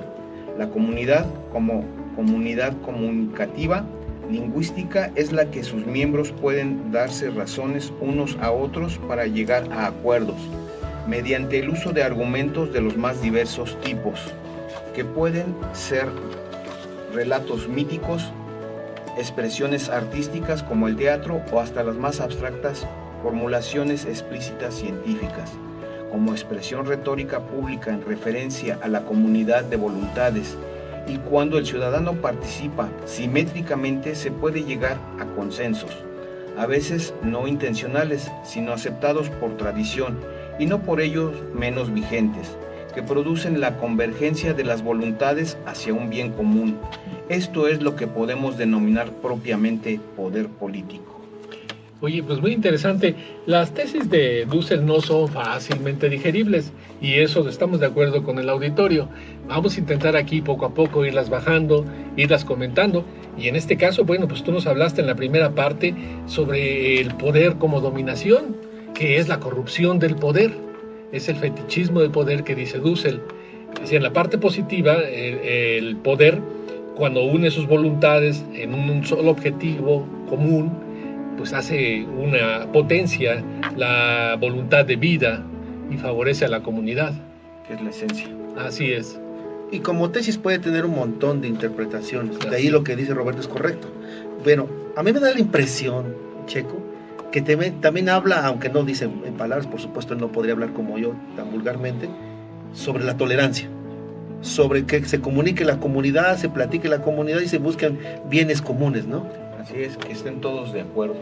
Sí, esta invitación que hace ya a los movimientos sociales, invitándoles desde un principio a la noción positiva del poder político. Yo creo que eso es importante y fundamental, ¿no? Para que podamos empezar a hacer un cambio. Y sobre todo ir en una misma dirección. Claro.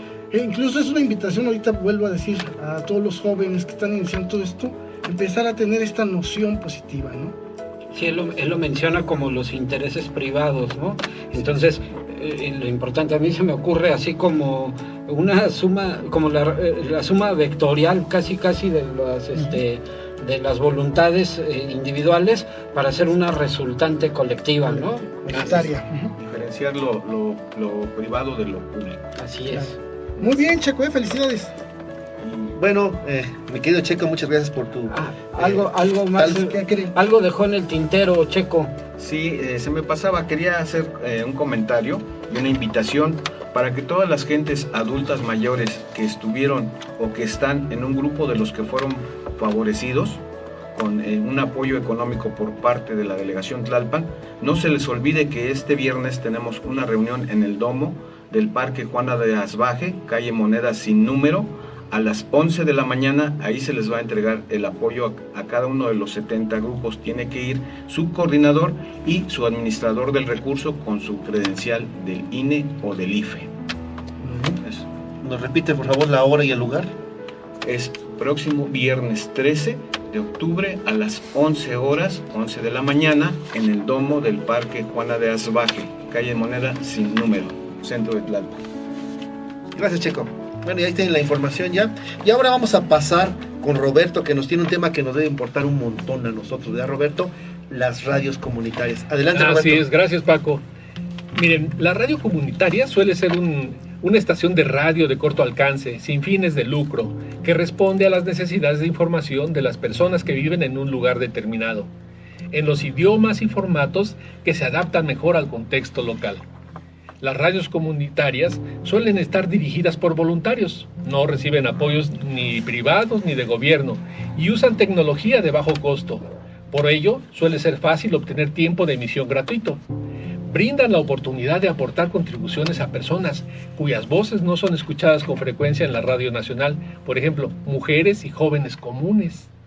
La radio comunitaria llega a un gran sector de la localidad en donde funciona, ya que los oyentes suelen estar interesados en las cuestiones locales.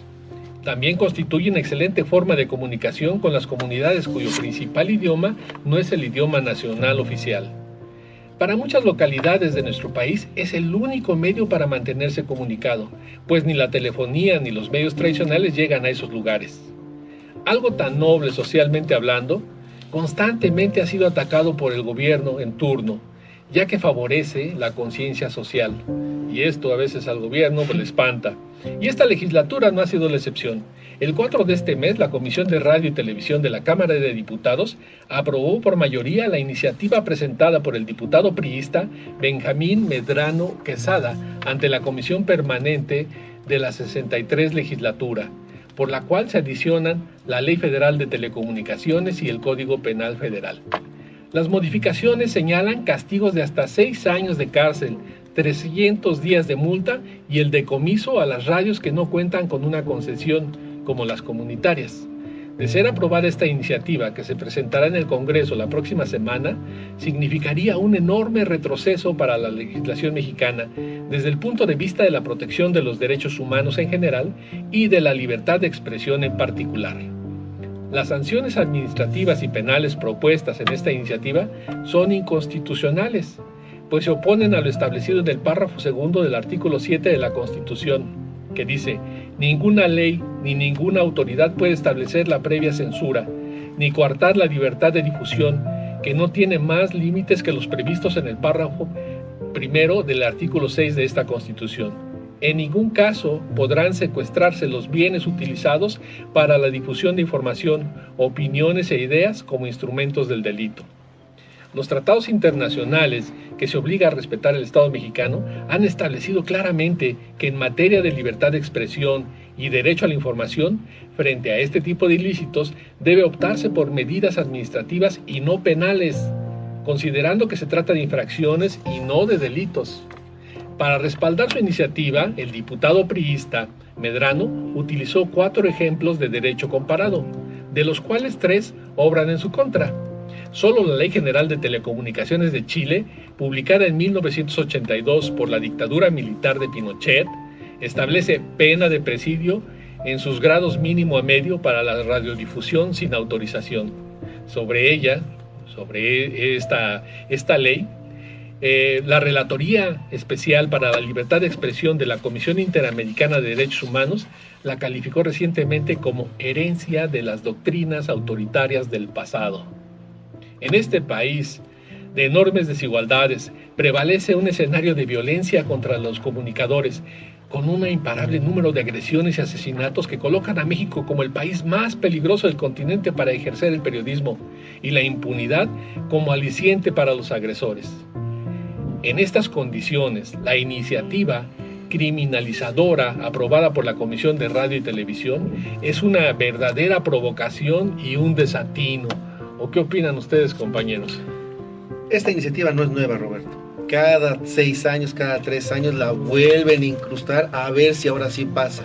El hecho es de que quieren desaparecer las radios comunitarias, ¿no? Así es. Bueno, lo que pasa es que estas radios comunitarias hacen comunidad. Esa palabra que hoy vamos a irnos aprendiendo poco a poco, eso que espanta tanto al gobierno, cuando nos reconocemos como iguales entre nosotros, qué peligroso es para el gobierno, porque hasta podemos exigir nuestros derechos. Qué irónico, es su principal miedo, ¿verdad? Así es. Sí, y además es histórico ya, ¿no? Todo este trabajo que el gobierno trae contra todas estas comunidades, ¿no? Incluso también sabemos pues de la CRAC, ¿no? La policía comunitaria, y cómo están duros, quieren deshacer todo esto, ¿no? Sí, cualquier amenaza de comunidad justamente les espanta, y realmente cubren un nicho muy importante, ¿no? Hablábamos de muchas comunidades que realmente es el único medio que tienen para estar en contacto unos con otros, ¿no? Así es, y bueno, se usa casi como si fuera un teléfono. Sí. Por la radio se dice, oye, pues fulanito está enfermo, ¿no? Necesitamos un médico en tal ranchería, y el médico acude. O fulanito de tal está buscando las medicinas sutana y perengana, y por ahí se las llevan. O sea, ¿por qué? Porque no hay teléfono. Claro, ¿no? Y cubren una necesidad básica en muchos lugares, y nosotros pues nos atañe porque si bien no somos una radio comunitaria, sí debemos de ser empáticos con esta gente que hace un gran esfuerzo por mantener estas estaciones, ¿no? Así es. Claro, esto significa un peligro también para ellos, porque lo que significa organización demuestra la desorganización de ellos. Claro, así es el gobierno, o sea, apenas alguien se organiza, inmediatamente empiezan a temblar. Así es, Roberto. Bueno, gracias, Roberto, gracias. Durante los últimos programas y en especial hoy hablamos de la gente que participó como voluntario en los sismos, en el pasado 19, aunque también en el 7 hubo gente en Oaxaca, por ejemplo, ¿verdad? Y el día de hoy tenemos un invitado especial que trajeron Héctor y Mike para hacerle un par de preguntas sobre su experiencia. Él es Pablo Tlatempa y estuvo en la escuela de Enrique Rebsamen y nos va a platicar su experiencia. Gracias por estar aquí, Pablo, y los dejo con los micrófonos. Bienvenido, Pablo. Gracias por invitarnos. La verdad es que hubo una respuesta ciudadana muy importante, ¿no? Muchos de nosotros mismos participamos de una o de otra manera, pero creo que sí es bien importante hablar de la sensibilidad que mostraron todos los voluntarios. Y yo pues quisiera empezar preguntándote eso, Pablo, ¿qué te animó a ti a brindar tu ayuda? Bueno, en cuanto sucedió lo del temblor, lo del sismo, pues fue una alerta, yo creo que general para todos los ciudadanos y ciudadanas. Inmediatamente la gran mayoría, supongo, vimos por nuestros familiares que estuvieran bien. Durante el día 19, que a partir del temblor, todo lo que llevó ese día, escuchamos en noticias, en grupos de WhatsApp, información en Facebook, en redes sociales, vaya, de todo lo que había acontecido, todos los edificios que se habían caído. Uno de los que más me conmovieron, efectivamente, fue la escuela Repsamen, por los niños que estaban en ella. Entonces, yo ya me animé a acudir, nunca había participado en nada de esto, y me animé a ir al día siguiente, el día 20, ya estaba yo ahí en la mañana.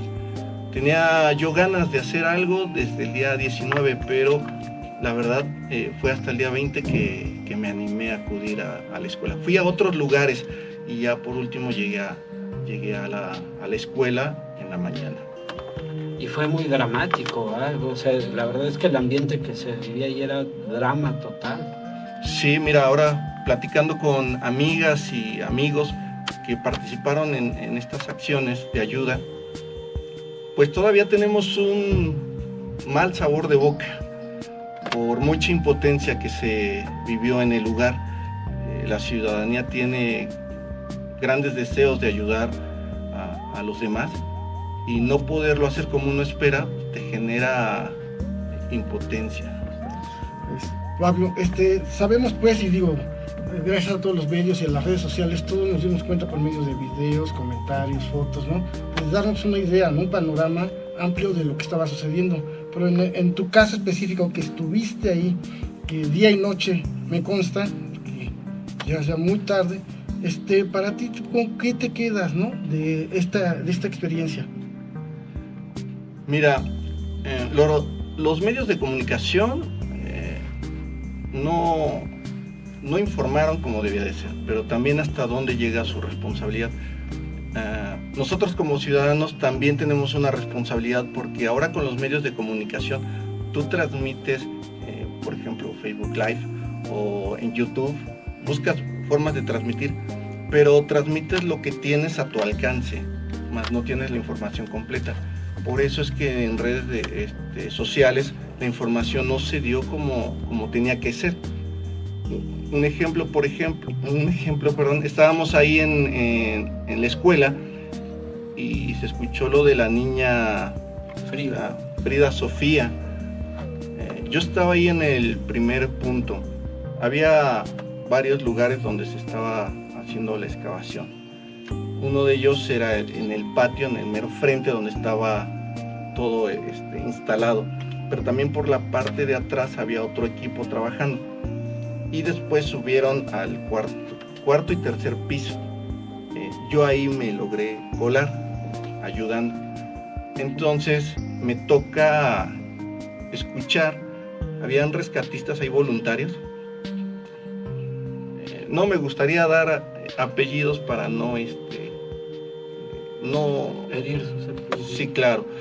Pero bueno, un chico que se llama Felipe, él es el que estaba adentro en el túnel que se hace, y sale de ese hoyo y nos dice a todos los que estamos abajo que ya tuvo contacto con la niña. Eso fue, si no mal recuerdo, fue el día martes. Fue martes ya como eso de las 5 o 6 de la tarde, si no me equivoco. Y a todos los que estábamos abajo nos dice que ya tuvo contacto con la niña. Sabíamos que había una niña, pero hasta ahí nada más. Y dice, inclusive ya hablé con ella y ya dio su nombre. Y da el nombre de Frida Sofía. Todos los que estábamos abajo pues nos motivamos mucho, demasiado, no tienen una idea. Y a darle más duro. Más tarde sale otra vez a decir que inclusive ya le había dicho con cuántas personas o niños o niñas estaba Frida Sofía, y dice que fueron cerca de 7 niños. ¿Cómo lo supo? Bueno, le pregunto, ¿con cuántos niños estás? ¿Con cuántas personas? Toca, hace un sonido para saber uno por uno, y tocó 7 veces. Entonces sale a decirnos, hay 7 personas ahí con ella, pero no sabemos si están vivos o no. Híjoles, pues te hacen que te aceleres, ¿no? No podría decirte si hubo responsabilidad ahí o si falta de criterio, no sabría decírtelo, porque todos estábamos por ayudar, o sea, nadie estaba ahí. Yo te lo puedo decir que nadie estaba ahí por un foco, él no quería los medios, nada, no quería darse a notar, pero resulta que pues más adelante nos enteramos que no existía ninguna Frida Sofía, y sí lo dijo el responsable, el que estaba a cargo de la Marina en ese momento, pues que ellos jamás habían dado ese nombre, y es cierto, o sea, por parte de la Marina nunca escuchamos, o al menos yo nunca escuché el nombre de Frida Sofía. Quien empezó a dar ese nombre fue los rescatistas voluntarios. Ahí habían varios que estaban coordinando, y entre ellos había un ingeniero, había un tal Rafael, había un arquitecto que poco a poco él fue tomando el control del trabajo en la zona, porque a él le preguntaban de qué manera se podía mantener la estructura sin que se cayera. Entonces lo que dijera el arquitecto era lo que se hacía, Él decía, pónganme bolines acá, y ahí se ponían. Participó mucho la ciudadanía.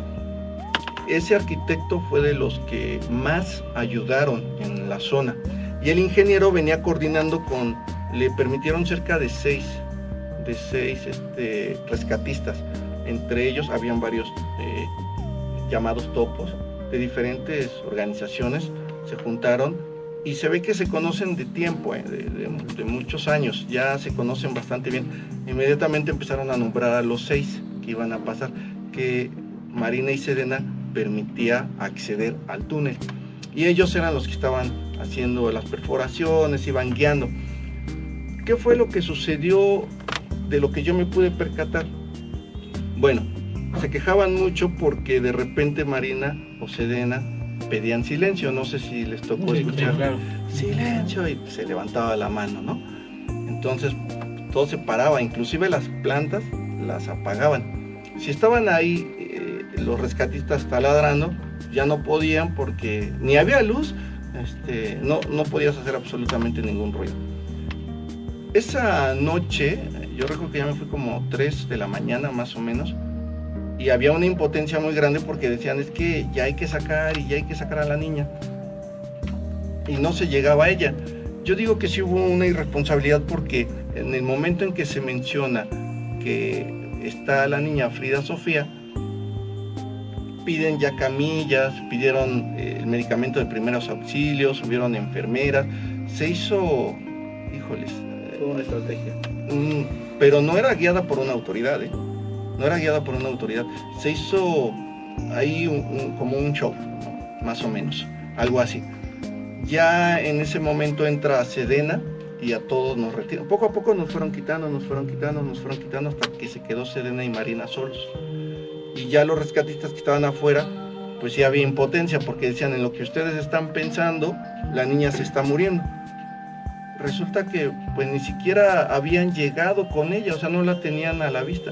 Y digo que no la tenían a la vista porque cómo es posible que no existiera, ¿no? Ya hasta el día siguiente, que fue 21, por los medios de comunicación se empezó, yo ni siquiera sabía que no existía Frida Sofía cuando ya lo habían dicho en los medios de comunicación. O sea, tú estando al presente no estabas informado, no te habías... No sabía. Y entonces en los grupos de WhatsApp me entero que ya se dio una nota donde dicen que no existe. Y entonces, pues sí me preocupé porque yo estaba ahí al frente buscándola, o sea, luchando por rescatarla, y yo no sabía. Entonces me acerco y a preguntar y me dicen, bueno, pues realmente el que tiene la verdad es el que entra en el hoyo. Me esperé a que saliera uno de los rescatistas, que ya era de la Marina, y le pregunté, oye, están diciendo en los medios de comunicación que no existe, ¿qué pasó? Y ya él me dijo, mira, hay que ser muy responsables para hablar de este tema. Yo como integrante de la Marina te puedo decir que jamás tuve contacto con la niña, nunca tuve contacto con ella. Los que dijeron que existía ya ni están aquí. Entonces, lo que te puedo decir es que sí, entre lo más que pude, es muy difícil el acceso, se ve un cuerpo de un adulto, nada más, ya está muerto y se va a sacar. Nada más es lo que te puedo decir, pero de una niña o de un niño, no, nada. Entonces, bueno, pues ya pues sí te vienes abajo porque esperabas, ¿no?, que se rescatara. Y bueno, durante la mañana, la tarde te vas dando cuenta porque efectivamente los padres nunca aparecieron. Los papás nunca llegaron al lugar a esperar o a dar una declaración en relación a la niña. Es más, el nombre creo que ni existía. Estaba, ¿no? Sí, no, qué complicado.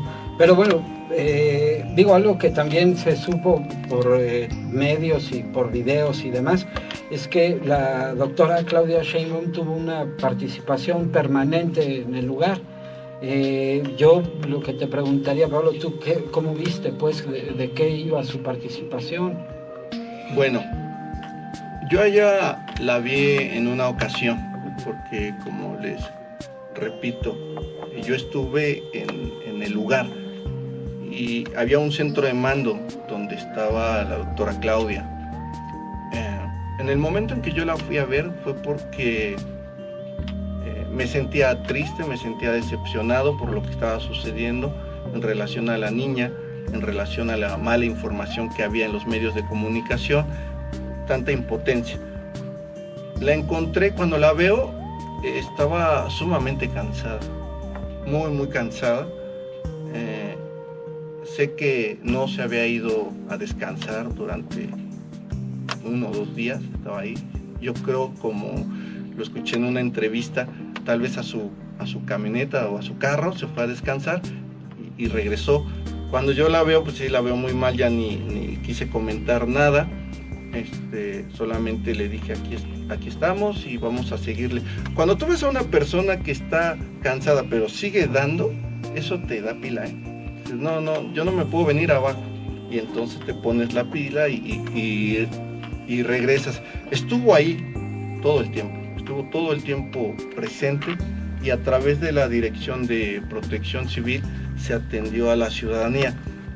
La forma en que se trabaja ahí es, sí hay una organización, vaya, está los medios, está Sedena, está Marina coordinando los trabajos, están voluntarios apoyando, pero por el otro lado, quiero comentarlo, si es que todavía tenemos un poquito de tiempo, comentarles que los vecinos del lugar de la escuela, pues también tenían una frustración. Una señora me comentaba, yo cuando iba bajando de mi casa, mi ventana da hacia la escuela y veo cómo la estructura de la escuela se empieza a caer. Yo en las escaleras me llené de pánico, temor, porque sentía que mi casa también se venía. Mucha gente quería ir desahogarse, quería explotar, quería agarrar a alguien de sparring. Nos tocó ir a platicar con los vecinos, se acercaron psicólogos voluntarios y tratar de ayudar a la ciudadanía. Necesitaban agua, necesitaban luz, estaban ellos, sus mismos patios, sus mismas casas, poniéndolos de albergue en ese momento. Entonces, toda esta organización llevó a que también fueran atendidos en tiempo y forma. Les llevaron una pipa de agua, les pusieron una planta de luz a cada casa. Todo eso lo coordinó la delegación. Entonces, por eso no vimos tanta inconformidad, ¿no?, porque fueron atendidos.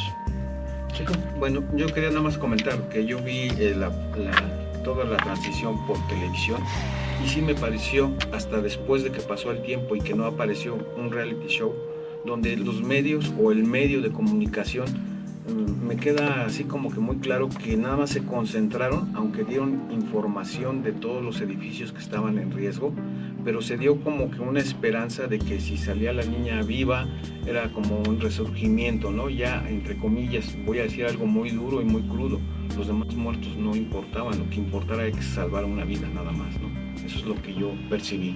Bueno, no era como tal, ¿eh? A lo mejor en los medios de comunicación, lo que les digo, así se manejó, pero no era así.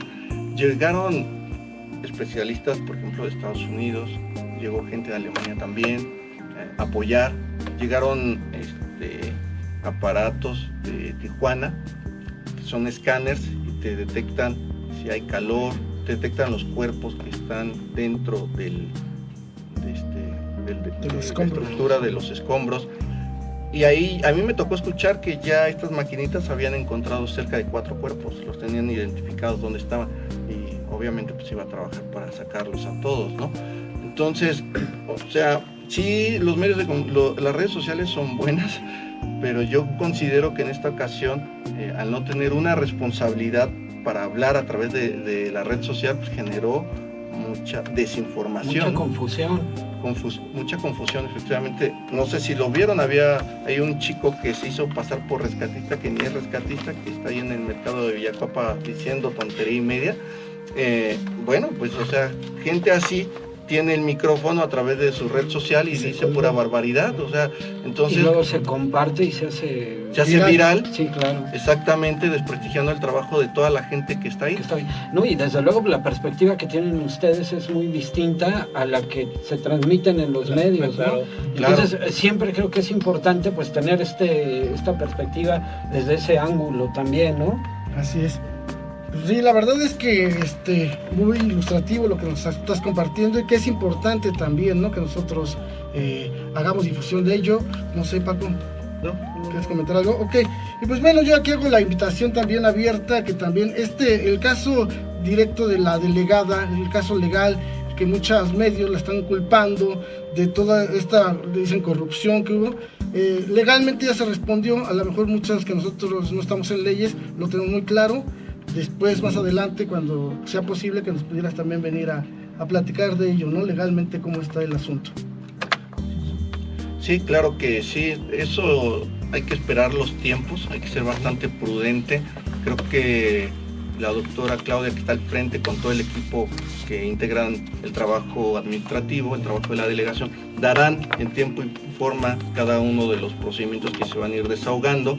Y hay que esperar, yo confío en que las cosas saldrán bastante bien. Me gustaría agregar un último punto, porque fueron de las preguntas más frecuentes que tuve durante todo este tiempo, era ¿quién tiene la razón? O sea, ¿sí la tiene Marina y Sedena o la tienen los rescatistas voluntarios? Y para eso yo les decía que todos tienen la razón. Los rescatistas voluntarios, con cierto preocupación por salvar vidas y con la experiencia que se tienen, hay una limitancia, que no cuentan con todo el aparato que sí tiene Sedena y que tiene Marina, con todos los instrumentos para este tipo de rescates. Sí tienen obviamente la experiencia, eso la tienen, pero falta la tecnología. Y por el otro lado, Marina y Sedena, que cuentan con la tecnología, a lo mejor faltó integrar a los cuerpos rescatistas voluntarios, que se quejaban mucho de eso, que no eran incluidos. Tomaba el control Marina y ya no se permitía más acceso. Y hasta dónde hay responsabilidad. Yo el día de hoy no podría decirles que hay una irresponsabilidad por alguna de las partes. Simplemente todos hicimos lo mejor que pudimos y hasta donde pudimos, y bueno, los resultados hasta ahí se dieron, ¿no? Y la verdad es que fueron en muchos casos muestras de solidaridad y de mucho trabajo. Yo te agradezco, Pablo, que compartas con nosotros tu testimonio, y bueno, pues adelante, Paco. Pues muchas gracias, Pablo, muchas gracias. No es lo mismo verlo en los medios de comunicación que estar con uno de los protagonistas, ¿no? La historia suele ser muy brillante, muy enriquecedora y muchos datos que por supuesto desconocemos. Pablo, muchísimas gracias por estar con nosotros y ya nos estamos despidiendo. Este fue su programa de Puntos Suspensivos. Se despide Ani, Mike, Roberto, mi primo, Pablo, por supuesto, nuestro invitado especial, mi buen amigo Checo Men, Mirel, que está allá lejos de aquí, y por supuesto su amigo Paco Hernández. Nos vemos la semana que entra. Espero que les haya gustado. Hasta luego. Gracias.